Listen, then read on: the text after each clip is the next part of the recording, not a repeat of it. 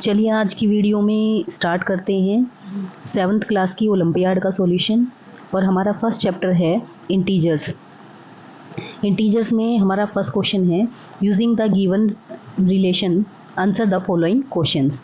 इसमें हमारा दिया गया है कि सेल्सियस और फ़ारेनहाइट के बीच में रिलेशन दिया गया है और इसका यूज़ करके हमें क्या करना है, सी की और किसी में एफ़ की वैल्यू। जैसे फर्स्ट वाले क्वेश्चन में हमें क्या दिया गया है कि हमें एफ़ की वैल्यू निकालनी, सी की वैल्यू दी गई है। सेकंड वाले क्वेश्चन में एफ़ की वैल्यू दी गई है और सी की वैल्यू निकालनी है। ठीक है, अगर सी की वैल्यू निकालना होगा तो ईजी होगा क्योंकि हमारा सी का तो दिया गया है कि एफ़ की वैल्यू पुट करके हम निकाल लेंगे। लेकिन अगर हमें एफ़ की वैल्यू निकालनी है तो कैसे करेंगे? एफ़ की वैल्यू निकालने के लिए हमें क्या करना पड़ेगा, ये इस इक्वेशन से एफ़ की वैल्यू निकालनी पड़ेगी पहले। ठीक है, तो ये हमारी इक्वेशन क्या दी गई है, 5/9। 5 को अंदर मल्टीप्लाई करेंगे तो हमारा हो जाएगा 5f माइनस 5 को 32 से मल्टीप्लाई करेंगे तो हो जाएगा 160 और डिवाइडेड बाय हो जाएगा हमारा 9। उसके बाद क्या करेंगे, हम क्रॉस मल्टीप्लाई करेंगे। क्रॉस मल्टीप्लाई करने पे हमारा हो जाएगा 9c is equal to 5f minus 160। अब हमें क्या करना है, एफ़ की वैल्यू निकालनी है। एफ़ की वैल्यू निकालनी है तो एफ़ को हम एक साइड ले जाएंगे और 9c प्लस 160 हो जाएगा। ठीक है, अब हमने क्या करना है, एफ़ की वैल्यू निकालनी है तो यहाँ से जो ये 5 है ये हमारा डिवाइड में चला जाएगा दूसरी तरफ जाके। ठीक है, तो यहाँ से मेरी एफ़ की वैल्यू निकल गई। अब जब मेरे पास सी की वैल्यू दी होगी तो हम क्या कर सकते हैं, अभी इस इक्वेशन से इजीली एफ़ की वैल्यू निकाल सकते हैं। तो यहाँ पे हमारी सी की वैल्यू कितनी दी गई है, -35। इस इक्वेशन में रखेंगे सी की जगह पे -35 प्लस 160 डिवाइडेड बाय 5 जब हम इसको सॉल्व करेंगे तो हमारा हो जाएगा 9 को -35 से मल्टीप्लाई करेंगे तो हो जाएगा -315। यहाँ पे स्पेस थोड़ी कम पड़ रही है मुझे। -115 प्लस हमारा कितना था 160 डिवाइडेड बाय 5। जब इसको सोल्व करेंगे तो हमारा आ जाएगा 155 डिवाइडेड बाय 5।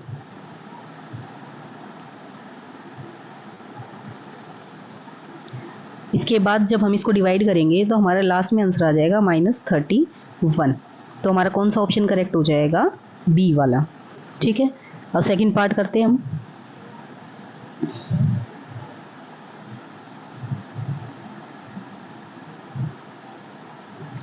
सेकंड पार्ट में हमें सी की वैल्यू निकालनी है। सी की वैल्यू हमारे पास इस इक्वेशन से निकल सकती है। इसमें सिर्फ हमें क्या करना है, एफ़ की वैल्यू को पुट करना है।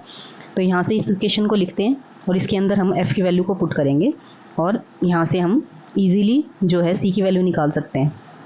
एफ़ की वैल्यू को पुट करिए। एफ़ की वैल्यू है 104 माइनस 32 इंटू में 5/9।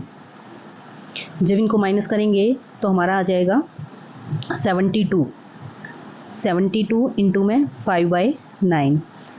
9 से इसको काटेंगे तो 9 8 ज़ा 72 एंड 8 इंटू में 5 करेंगे तो हमारा कितना आ जाएगा 40।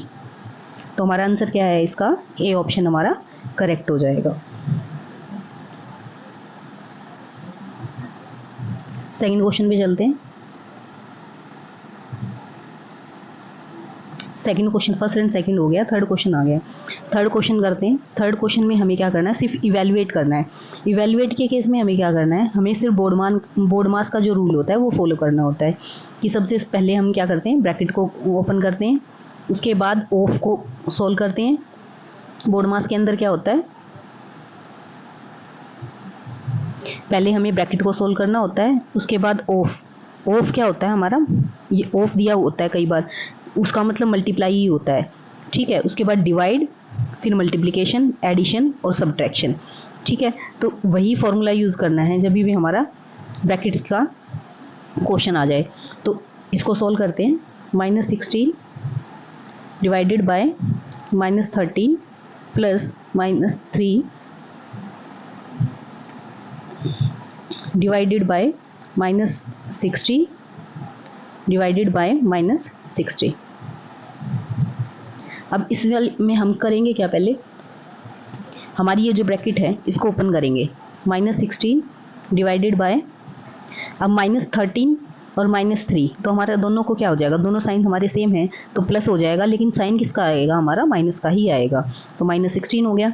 नीचे हमारा क्या है, -60 को -60 से डिवाइड करेंगे तो हमारा क्या आएगा, 1 आएगा, क्योंकि प्लस से क्या हो जाएगा, माइनस से माइनस कट जाएगा, हमारा माइनस से माइनस कट जाएगा और 60 को 60 से डिवाइड करेंगे तो 1 आएगा। अब ऐसे ही ऊपर देखो, -16 डिवाइडेड बाय -16 है, तो ऊपर भी क्या आ जाएगा, हमारा 1 आ जाएगा और नीचे भी हमारा 1 आ जाएगा और हमारा फाइनल आंसर क्या हो जाएगा, 1 ही हो जाएगा। तो हमारा ऑप्शन सी करेक्ट हो जाएगा।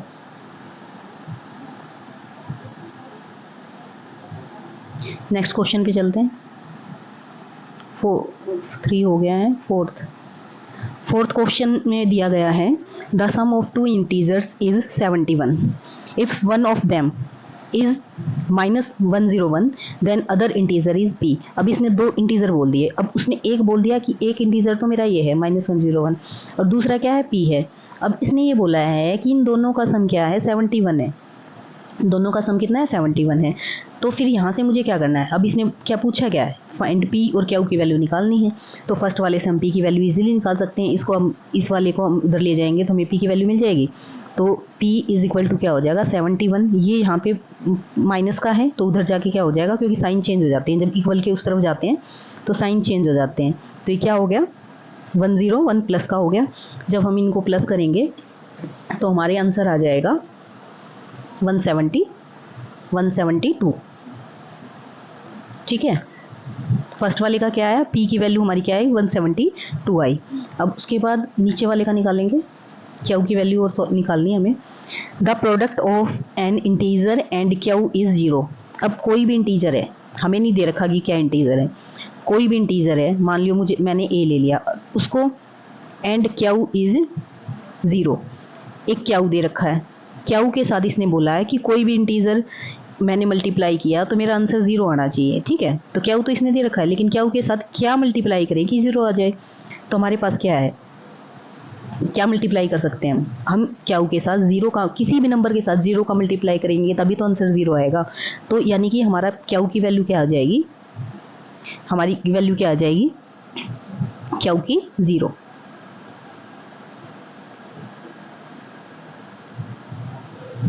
ठीक है, तो हमारा इसमें फर्स्ट क्वेश्चन आंसर करेक्ट हो जाएगा, क्योंकि हमारी P की वैल्यू 172 आई थी और Q की वैल्यू हमारी 0 आई है। ठीक है, नेक्स्ट क्वेश्चन पे चलते हैं।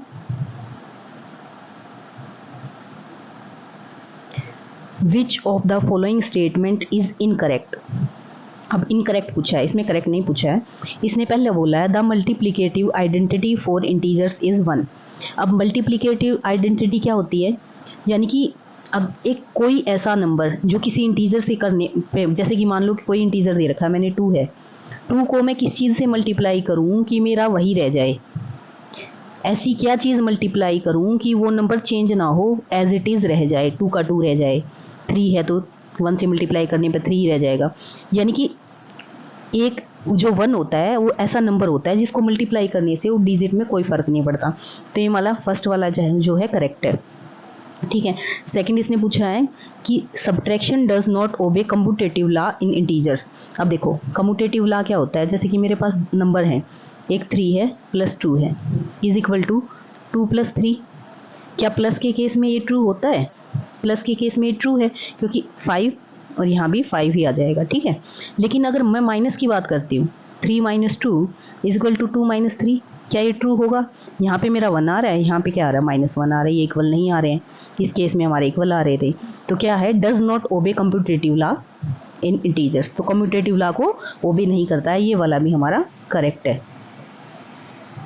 इसके बाद जो नेक्स्ट है, multiplication of 2 integers with unlike sign is always positive.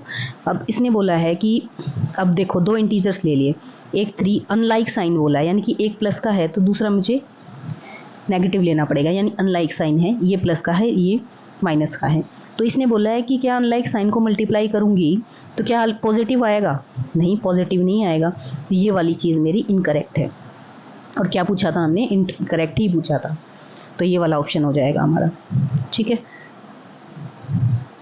Next question पे चलते हैं। यहाँ पे हमें एक पिक्चर दी गई है, which of the following number statement best describe the problem on the number line. अब देखो, जीरो से स्टार्ट करना है हमें, ठीक है। जीरो से स्टार्ट करके ये कहाँ गया, पहले -3 पे गया। -3 इसमें नहीं दे रखा, यानी कि ये वाला ऑप्शन गलत है हमारा, क्योंकि हम पहले -3 पे गए हैं, तो इन दोनों ऑप्शन हो सकते हैं। उसके बाद इसने क्या किया है, -3 में 2 और ऐड कर दिए हैं, तभी तो -5 पे पहुंचेगा, ठीक है। तो इसने क्या किया है, 2 और ऐड कर दिया, यानी कि ये ऑप्शन और ये ऑप्शन हमारा करेक्ट हो सकता है, ठीक है। दोनों में हमने -2 ऐड करा।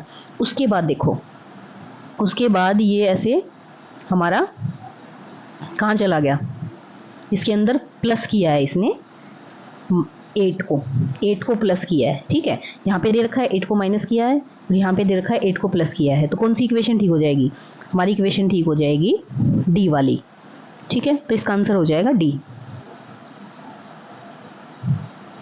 7th क्वेश्चन, कंपेयर इसको सॉल्व करके हमें कंपेयर करना है। Compare and fill in the box, ये यहाँ पे पहले से भरा हुआ है एक्चुअली में, ये यहाँ पे बताना है हमें कि कौन सा साइन आएगा, ठीक है। तो पहले इसको सॉल्व करेंगे वही बोर्ड मास के रूल से। तो हमारा दे रखा है -8 इंटू -3 -5, अब क्या है, इनकी भी ब्रैकेट लगी हुई है, ठीक है। तो ये वाली ब्रैकेट पहले सॉल्व होगी, ये वाली, ठीक है। तो इसको मैं सॉल्व करती हूँ, -8 इंटू में, अब इनको हम सॉल्व करेंगे तो -3, ये माइनस है, ये माइनस है, बाहर माइनस होता है, ब्रैकेट के अंदर के साइन चेंज हो जाते हैं, ठीक है। तो ये क्या हो जाएगा, माइनस माइनस का प्लस हो जाएगा, ये हो गया। तो -8, और यहाँ पे देखो क्या हो गया हमारा, ये बड़ा नंबर है प्लस, तो क्या हो जाएगा 2 आ जाएगा प्लस का। ये क्या आया हमारा, -16 आया। अब इसने सक्सेसर पूछा है, सक्सेसर मतलब एक नंबर मुझे बढ़ाना है। -16 में मैं एक नंबर को प्लस कर दूंगी तो मेरा -15 आ जाएगा, ठीक है। ये मेरा क्या आया, -15 आया, इसका आंसर मेरा आया -15, ठीक है। दूसरे वाले को सोल्व करते हैं। दूसरे वाले का है -12 इंटू 36 डिवाइडेड बाय -6, फिर ब्रैकेट लगी हुई है, ठीक है। अब इसको सोल्व करो, तो -12 तो है ही, उसके बाद पहले ब्रैकेट को जब हम सोल्व करेंगे, यहाँ भी माइनस है, यहाँ भी माइनस है, जब दो माइनस वाले को डिवाइड करेंगे तो माइनस से माइनस कैंसिल हो जाएगा, तो हमारा 6 या 36 होता है, तो आंसर आ जाएगा 6, ठीक है। अब 12 को 6 से मल्टीप्लाई करेंगे तो माइनस आएगा, क्योंकि एक माइनस है एक प्लस का है, तो -72 आ जाएगा, ठीक है। अभी इसने प्रीडिसर बोला है, प्रीडिसर मतलब इससे पहले वाला, इससे पहले वाला, ठीक है। प्रीडिसर मतलब इससे पहले वाला, ठीक है। एक नंबर मतलब मुझे माइनस करना है, तो -73 आ जाएगा। इसका क्या है, -73। अब खुद बताओ कि कौन सा नंबर हमारा बड़ा है, हमारा 15 बड़ा है, यानी कि ये वाला आएगा हमारा, क्या आएगा हमारा 7 वाला आ जाएगा। ओ सॉरी, इसमें एक मिस्टेक हो गई है, यहाँ पे -36 नहीं है, 36 है। 36 अगर यहाँ पे 36 होगा तो माइनस और प्लस का साइन होकर यहाँ पे माइनस आएगा, और यहाँ पे माइनस माइनस करके क्या हो जाएगा, प्लस हो जाएगा, प्लस हो जाएगा। और यहाँ पे इसमें से प्रीडिसर निकालना तो -1 करेंगे तो हमारा प्लस का 71 आएगा, ठीक है। प्लस का 71 आएगा। अब दोनों में से हम कंपेयर करेंगे 15 और प्लस का 71, तो हमारा कौन सा बड़ा रहेगा, 71 बड़ा रहेगा, तो इसका आंसर हमारा बी आएगा, ठीक है। थोड़ी सी कंफ्यूजन हो गई थी। नेक्स्ट क्वेश्चन पे चलते हैं। 8th question. अब 8th क्वेश्चन में इसने क्या बोला है, in a magic square if each row column and diagonal have the same sum then the values of A B. अब इसने बोला है कि ऐसे या डायगोनली हो या कॉलम वाइज हो, इन सब का सम क्या है, सेम है। तो हमें ए और बी की वैल्यू निकालनी है, ठीक है। तो हमें क्या करनी है, ए और बी की वैल्यू निकालनी है। अब देखो, हम रो वाइज ले लेते हैं या डायगोनली, कैसे भी ले लो, आपकी मर्जी है। मैं रो वाइज ले रही हूँ। रो वाइज मैं इस वाली रो का अगर सम निकालूंगी तो कितना आएगा, 1 प्लस -10 प्लस 0, तो मेरा कितना हो जाएगा, माइनस माइनस प्लस हो, माइनस प्लस माइनस माइनस हो जाएगा, 1 - 10 प्लस 0, तो मेरा -9 आया, ठीक है। -9 आया, यानी कि इस रो का, तो इस रो का अगर निकालेंगे तो इसका भी -9 आना चाहिए। तो मैं क्या करूँगी, इसका भी सम निकालती हूँ, ठीक है। अब मुझे ए की वैल्यू निकालनी, तो मैं क्या करूँगी, मुझे पता है कि सारी रो का सम सेम है, तो क्या मैं इसको -9 के इक्वल रख सकती हूँ। जब मैंने इसको -9 के इक्वल रखा, तो अब क्या मैं यहाँ से ए की वैल्यू निकाल पाऊँगी। क्या करेंगे, हम इनको इधर ले जाएंगे, दोनों को दूसरी तरफ ले जाएंगे, दूसरी तरफ ले जाएंगे, इनके साइन चेंज हो जाएंगे, प्लस के हो जाएंगे ये, ठीक है। अब हमारा लास्ट में क्या आएगा, जब इसको सॉल्व करेंगे तो लास्ट में हमारा आ जाएगा, ये 5 हो गया, ये माइनस, यानी कि -4 आ जाएगा, ठीक है। तो ए की वैल्यू क्या आ गई मेरे पास, -4 आ गई। अब बी की वैल्यू निकालते हैं। अब यहाँ से ये बी देखो, ये यहाँ से क्या दिया गया, हमारा बी दिया गया है। अब इसको इक्वेट कर लो, -6 + 4 + b इज इक्वल टू -9। अब यहाँ से b की वैल्यू निकालेंगे, b की वैल्यू निकालेंगे तो क्या हो जाएगा हमारा, -9 प्लस का 6, क्योंकि उधर चला गया, प्लस का 6, ये माइनस का हो जाएगा, -4, ठीक है। जब हम इसको सॉल्व करेंगे तो हमारा आ जाएगा -7, ठीक है। तो कौन सा ऑप्शन करेक्ट हो जाएगा, ये -4 एंड -7, क्योंकि ए की वैल्यू आ गई, ये बी की वैल्यू आ गई, ठीक है। तो ये क्वेश्चन हो गया है। नेक्स्ट पे चलते हैं।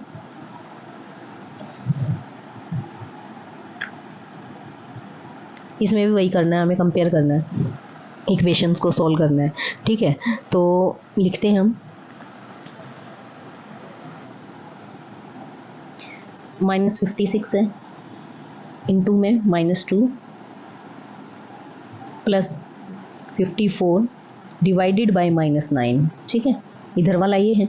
अब क्या करेंगे, हम प्लस माइनस को बाद में सॉल्व करते हैं। पहला हमारा क्या काम क्या होता है, मल्टीप्लिकेशन और डिवाइड को सॉल्व करना। तो जब हम इनको मल्टीप्लाई करेंगे दोनों को, तो हमारा क्या आ जाएगा, 112 आ जाएगा। किसका आएगा, प्लस का, क्योंकि माइनस माइनस क्या हो जाते हैं, प्लस हो जाते हैं। उसके बाद यहाँ पे बीच में प्लस का निशान। उसके बाद इनको डिवाइड करना, हमें डिवाइड करेंगे तो 9 6 जा 54 होता है, और माइनस ये माइनस का है, ये माइनस का है और ये प्लस का है, तो किसका साइन आएगा हमारा, माइनस का, ठीक है। अब देखो 112 - 6, तो हमारा आंसर आया 106।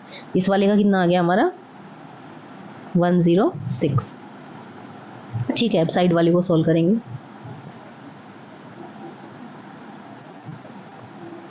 -176 डिवाइडेड बाय 16, ठीक है। और इधर इनटू -3 और -87। पहले इसको सॉल्व करेंगे। जब हम इसको डिवाइड किया, दोनों माइनस के थे, माइनस माइनस कट जाएंगे आपस में, तो हमारा आ जाएगा 11, ठीक है। इनटू -3 -8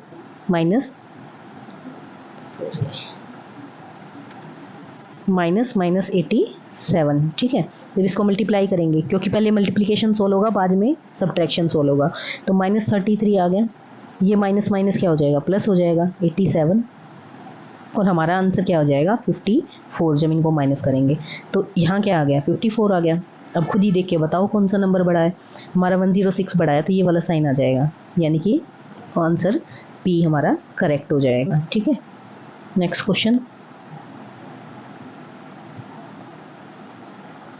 अब इसमें कुछ होल नंबर्स, नेचुरल नंबर्स और इंटीजर्स के बारे में बताया गया है। तो उसके लिए पहले हमें ये पता होना चाहिए कि हमारे जो नेचुरल नंबर्स होते हैं,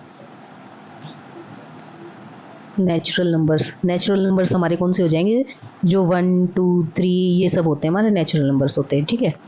इसके ऊपर हो जाते हैं हमारे होल नंबर्स में हमारा 0 भी इंक्लूड हो जाता है, यानी कि 0 1 2 ये सारे होल नंबर हो जाएंगे। और इससे भी ऊपर हमारा आ जाता है इंटीजर्स। इंटीजर्स के अंदर हमारे कौन से इंक्लूड हो जाएंगे, इंटीजर्स के अंदर हमारे -1 0 1, यानी कि -1 वाले भी इंक्लूड हो जाते हैं। अब इसको देख के हमें आंसर करना है। देखो, all natural numbers are whole numbers.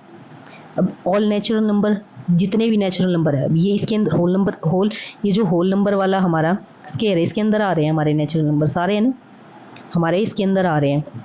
तो all whole numbers are integers, और होल नंबर्स जो हैं किसके अंदर आ रहे हैं, इंटीजर्स के अंदर आ रहे हैं। तो फर्स्ट वाला ऑप्शन क्या हो जाएगा, करेक्ट हो जाएगा, ठीक है। यानी कि जो आउटर स्केयर होता है ना, उसके अंदर इनर स्केयर्स तो मतलब सारे के सारे उनको कंटेन करेंगे ना, इसलिए। नेक्स्ट हो जाएगा, all whole numbers are integers.